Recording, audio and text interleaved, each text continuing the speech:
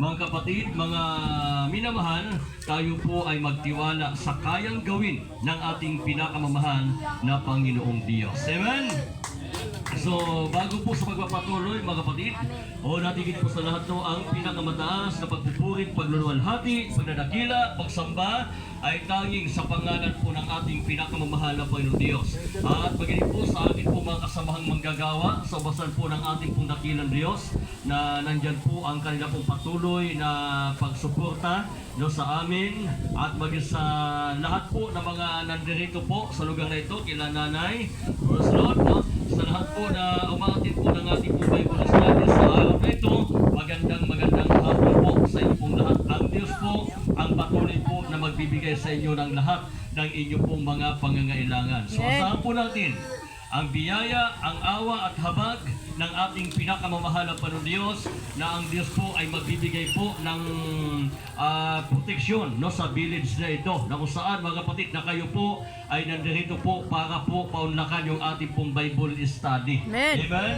Yung ating pong pag-aaral na salita po ng ating pinakamamahal na Panginoon Diyos, sapagkat ito po ang kailangan ng lahat ng tao. Kailangan po natin, unang-una, ang ating pinakamamahal na Panginoong Diyos. Amen. Amen. So, ano po yung mga pangunahing pangailangan po ng tao, mga kapatid? Kailangan po ng tao na mayroon po silang bahay. O, sino dito yung may bahay? Taas yung kamay. Amen. So, kailangan po ng tao ang bahay para mayroon silang masisilungan, mayroon silang matutuluyan, na hindi sila mabasa pag umulan.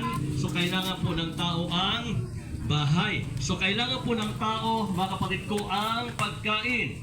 O, sino dito yung nangailangan ng pagkain? Taas yung kamay. So, wala po akong maibibigay, ha? Pero may merienda tayo mamaya. May naghanda niyan, yung mga kapatid natin sa Panginoon, na sila po yung naghanda niyan, mga kapatid. Kaya alam ng Diyos yung bawat ginagawa natin para sa mahal na Panginoon. Amen? Amen. So, kailangan natin ng pagkain. O ito, kain tayo ng kain. Kapag hindi ka umiinom ng tubig, so mabulunan ka. Diba? So, kailangan din ng tao ang tubig. So, kinahanglan din sa tao ang tubig para may aras siya mainom, mga kapatid, kapag siya po ay nauuhaw.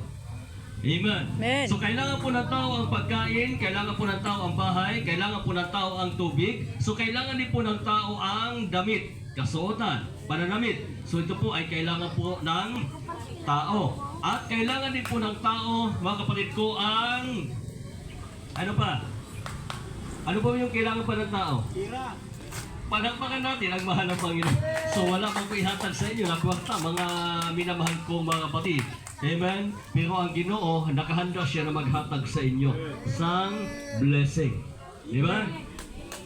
Kinahanglan ng kailangan na po natin, mga kapatid, ang tayo po ay magtiwala sa ating pinakamamahal na Panginoong Diyos. Umasa tayo sa mahal na Panginoon na bibigyan niya kayo ng pagpapala. Diba? Kapag ikaw malakas ka, malusog ka, so pagpapala po yan. Tandaan natin, ang blessing kasi na sinasabi po ng banal na kasulatan, hindi lang po yung pinansyal, material, o mga magagandang bahay, mga magandang sasakyan, o anumang kagamitan na mayroon ang tao. Hindi po yun, mga kapatid ko, ang blessing talaga. Blessing din yan. Kaya lang, hindi po yan ang totoong blessing. Sapagat ang totoong blessing, mga kapatid ko, yung nagising ka sa kinaumagahan, malakas ka at malusog ka, wala kang problema at wala kang karamdaman, so pagpapala po yan. Amen. Amen! Dahil marami na po, mga kapatid, ang tao na natulog lang, hindi na ho nagising. Diba? Kaya pag tayo po, mga kapatid ko, ay nagising kinaumagahan, so blessing po yan, pagpapala po yan. Malakas tayo, blessing po yan, mga kapatid ko. Pagamat minsan na tayo po ay nagkakaroon po ng karamdaman o nagkakasakit tayo, sapagat yan po ay natural po yan sa atin. Dahil dito pa tayo sa lupa. Hello? Amen. Pero alam niyo po ba, mga kapatid ko, kung tayo po ay may problema, tayo po ay may karamdaman, so kailangan po natin, mga kapatid, ang lumapit sa ating pinakamamahal na Panginoong Diyos. So sino din yung lumalapit sa mahal ng Panginoon? Taas yung kamay. yung nagdadasal lagi sa mahal ng Panginoon. Pagising sa umaga, nagpapasalamat sa mahal ng Panginoong Diyos sa lahat ng blessing na ibinigay sa Kanya ng ating pinakamamahal na Panginoong Diyos. Di ba? Biyaya yan, pagpapala po yan, na dapat nating pasalamatan no, sa ating pinakamamahal na Panginoon. Okay po. So pumalagpag po muna lahat no, sa ating pinakamamahal na Panginoong Diyos. Okay. So ngayon po mga kapatid ko, kailangan po natin ang bahay, kailangan natin ang pagkain, kailangan natin ang tubig, kailangan natin ang pira o kwarta, sabi ninyo, mga kapatid. So lahat ng yan ay kailangan po natin. Ano ba yung higit na kailangan po ng tao? Ang ating pinakamamahal na Panginoong Diyos. Diba? So, yung higit na kailangan po ng tao. Minsan mga kapatid ko, sa katotohanan, aminin man natin o sa hindi, minsan po hindi po natin pinapahalagahan ang ating pinakamamahal na Panginoon. Paano natin masasabi na hindi natin pinapahalagahan minsan ang mahal na Panginoong Diyos? Ito, unang-una, pag tayo po mga kapatid ko ay kumain, kain na tayo ng kain. Pag may pagkain, paspas ka lang, kain ka na ng kain. O, di ba? Tapos, nung busog ka na, sasabihin mo na ngayon, salamat Lord. Di ba? Nagbigay na. Saka pa nagpasalamat sa mahal na Panginoon. So, ang dapat, mga kapatid ko, kahit tabagat man yung ulam mo, o ano man yung ulam mo ngayon, mga kapatid ko, so dapat pinapasalamatan pa rin natin yan sa mahal na Panginoon Diyos, sapagkat ang Diyos po, mga kapatid ko, ang siyang pinagmumulan ng anumang blessing o pagpapala na mayroon tayo. Amen. Amen. So dapat pinapasalamatan natin yan sa ating pinagmamahal na Panginoon. Halimbawa, may nagbigay sa inyo ng regalo. O ngayon, mga kapatid ko, pag kayo po hindi kayo pinasalamatan, so ano yung maramdaman po nung nagbigay?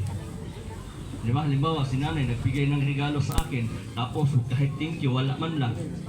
Di ba? So ano maramdaman nung nagbigay? So simple mga kapatid, parang madidiscourage siya. O sana hindi ko na lang pinigyan.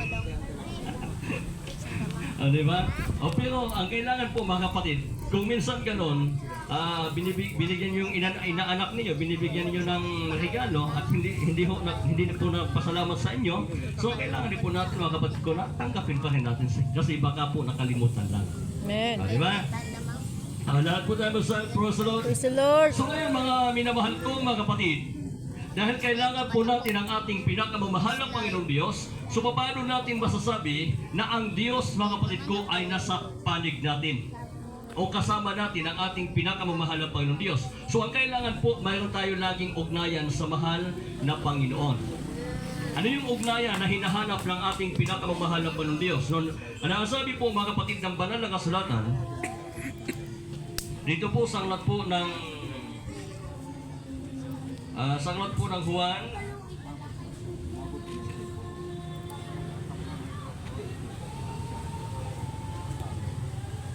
dito po sa aklat po ng Juan, Kapitulo 9, ang talata po ay 31. Ang sabi po dito, nalalaman naming hindi pinakikinggan ng Diyos ang mga makasalanan, datapwat mga sino mang tao'y ginagawa, sino mang tao'y maging mananamba sa Diyos at ginagawa ang kanyang kalooban, siya'y pinakikinggan niya. Pumalakpak po muna lahat sa ating pinakamamahal na Panginoon. So ang sabi po ng banal na kasulatan, mga kapatid, nalalaman namin hindi pinakikinggan ng Diyos ang mga makasalanan. Amen. Mga makasasala.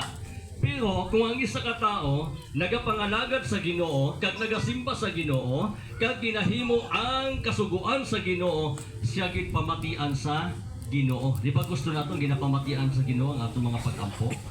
Gusto natin na ginapamatian sa Ginoo ang atong mga pangamuyo?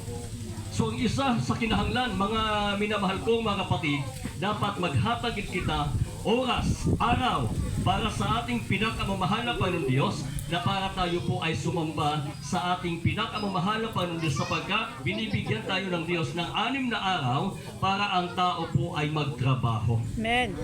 6 na araw, magtrabaho ang tao, simula Lunes hanggang Sabado. So Lunes hanggang Sabado, mga kapatid ko, yan po ay para sa pagkain ng ating pisikal na pangangatawan, para sa pagkain ng ating pamilya, para sa kinabukasan ng inyong pamilya.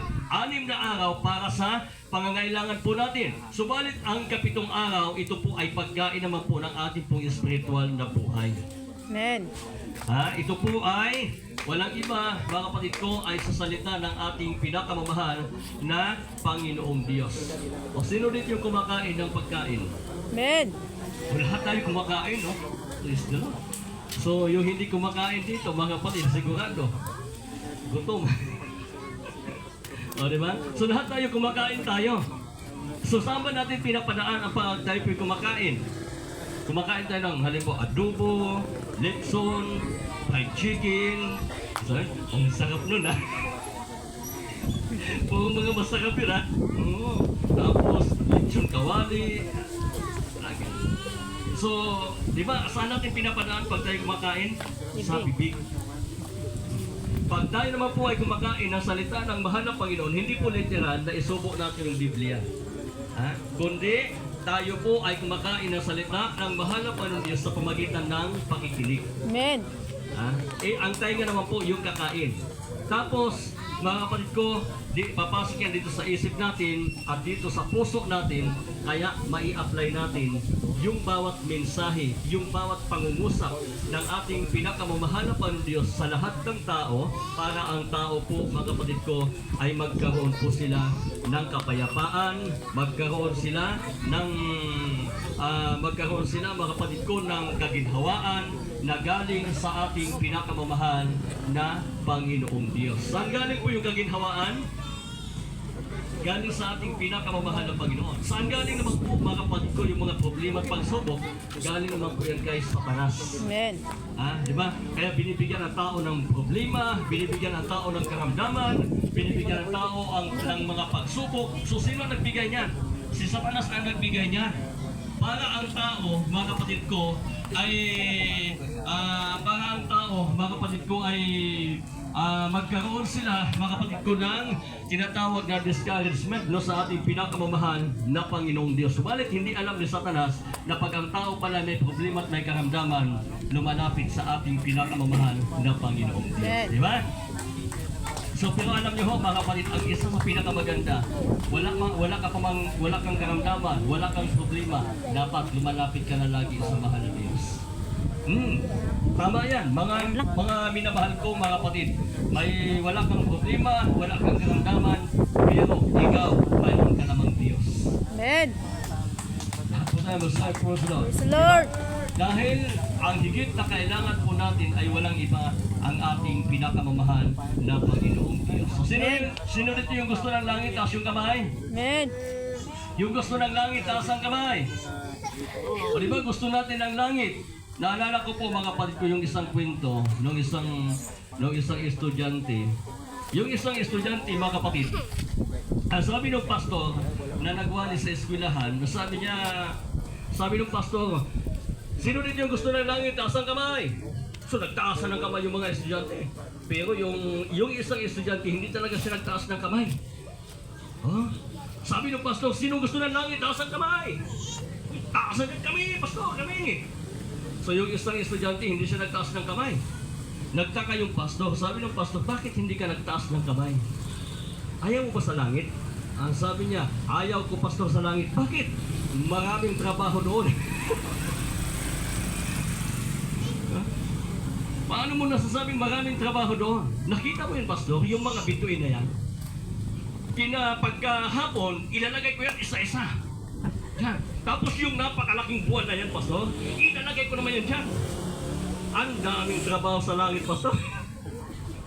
Tapos kinabukasan naman, pastor, yung napakalaking buwan, napakalaking araw na yan, paggulungin ko yan, pastor. Oh, di ba? Sobrang init, pastor. Sabi niya, gusto ko sa impyerno na lang ako. Bakit? Kasi sa impyerno, isa lang yung trabaho ko doon, pastor. Maggatong na lang ako doon na maggatong. Pero hindi niya alam, mga kapatid ko, siya pala yung igagatong. Di ba? So tanda po natin, mga kapatid, gusto natin ng langit, gusto natin na marating ang langit, so kailangan po natin na maglaan lagi ng oras para sa mahal na Panginoon Diyos. So bago matulog, dapat manalangin tayo na tayo po ay gabayan ng mahal na Panginoon Diyos sa buong magdamag at ilayo niya tayo sa mga masasamang loob, sa mga masasamang espiritu, sapagkat tandaan po natin, si Satanas po, mga kapatid ko, ay malaki po ang impluensya niya dito sa sanlibutan. Amen? So kailangan po natin ng prayer, kailangan po natin ng dasal, kailangan po natin mga kapatid ko, yung tayo po ay lumalapit lagi sa ating pinakamamahal na Panginoong Diyos. Amen? So ano yung kailangan po natin? Pagising naman natin sa umaga, magpasalamat tayo sa mahal na Panginoon na tayo po ay ginising niya sa umagang ito, nataglay natin ang kalakasan at kalusugan at pagpapala na galing sa ating pinakamamahal na Panginoong Diyos. So bago magtrabaho, bago papasok sa trabaho, sino dito yung pumapasok ng trabaho, taas yung kamay? Ay, wala kayo. Oh, palampakan natin ang mahal ng Panginoon. Diba? Wala hang trabaho mga kapatid ko, pero sinusupply ng mahal ng Panginoon Diyos ang lahat ng inyong pangangailangan. Amen. Diba? Napakabuti ng mahal ng Panginoon. Amen. Napakabuti ng mahal ng Panginoon Diyos sapagkat ibinibigay ng mahal ng Panginoon ang lahat ng inyong pangangailangan. Alam niyo po ba mga kapatid, kayo po walang trabaho, pero mayroon pong gagamitin ang Diyos para magbigay ng inyong pangangailangan. Amen? So ang tanging magagawa natin mga kapatid ko, ipanalangin natin sila, nabigyan sila ng kalakasan, at ipanalangin natin sila na lalo pa silang i-bless ng ating pinakamamahal na Panginoon Diyos para patuloy po na matugunan at mapunuan ang ating mga pangangailangan. Yun po mga kapatid ko ay isang napakalaking tulong na po sa ating po mga mahal sa buhay. Amen. Amen. Napakalaking tulong po yan mga kapatid ko sa ating po mga pamilya na araw-araw sinasama natin sila sa ating mga dasal.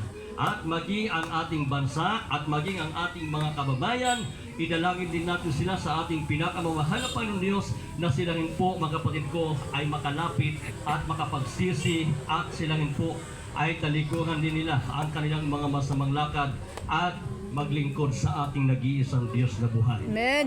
Amen! Isang buhay na malakas palakpak para sa mahal na Panginoon. Gising mo ba ang lahat? Amen. Ang lahat na gising ipalakpak ang kamay. Oh, purihin po ang ating pinakamamahal na Panginoon Diyos. So, tandaan po natin mga kapatid ko. Ang sabi, hindi naman kami tulugan.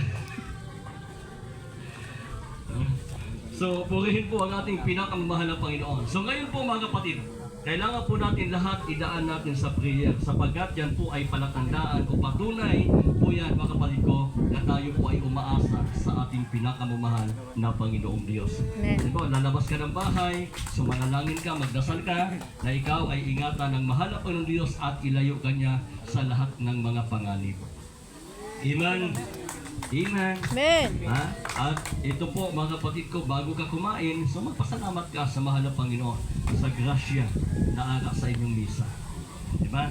So yan po ay palatandaan mga kapatid na tayo po ay umaasa at nagtitiwala sa ating pinakamamahal na Panginoon Diyos. Sapagkat ang buhay natin ito ay galing sa ating pinakamamahal na Panginoong Diyos. Ito po ay bigay sa atin ng ating pinakamamahal na Panginoon. Kaya sa mga oras na ito mga kapatid, tayo pong lahat ay tumayo at tayo po ay manalangin sa ating pinakamamahal na Panginoong Diyos. Kung kayo po may mga kahilingan sa mahal na Panginoon, kung kayo po ay may mga taglay po na karamdaman, mga problema o pagsubok, anumang hinaharap na mayroon tayo, yan po ilapit natin yan sa ating pinakamamahal na Panginoong Diyos. Sapagkat ang sabi po ng banal na kasulatan, na ibigay natin sa mahal na Panginoon Diyos ang lahat ng ating mga kabalisahan sapagkat tayo po ay ipinagmamalasakit ng ating pinakamamahal na Panginoong Diyos. So itaas po natin ang ating kumakamay, tayo po magkasa po manalangin sa lahat po ng mga nandirito. Sumunod po kayo sa maiksi na pananalangin ng pagtanggap at pagsisisi. Sabihin niyo po, Panginoong Hesus, ako po ay isang makasalanan mula na ako'y magkaisip hanggang sa mga oras na ito. Panginoong Hesus, tinatanggap kita bilang Diyos at Hari ng aking buhay. Panginoong Hesus, iligtas niyo po ako sampo ng aking mga mahal sa buhay.